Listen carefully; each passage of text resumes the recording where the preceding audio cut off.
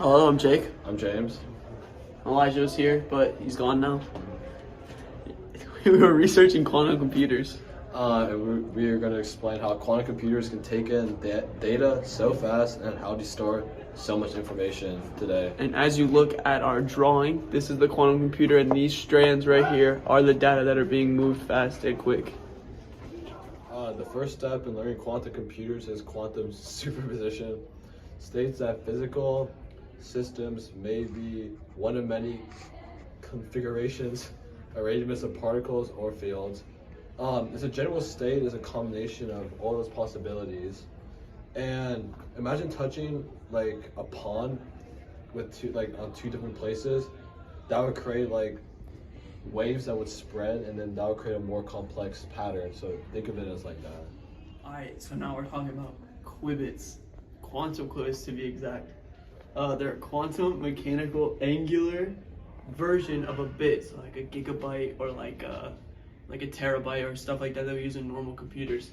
They're coded into qubits, and they allow computers to like process stuff faster and allow more memory to be held within the quantum computer. And yeah, that's what a qubit is. The next step in understanding the quantum computer is what are entanglements. Entanglements are actually a pair of qubits. It has to be present or in place to run information or work, basically. It is as fast as light speed and is used for quick communication and in theory, even teleportation. Alright, so how do they all work together, you may ask?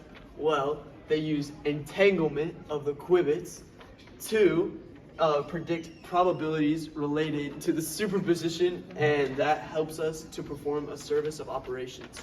That's how they all work together.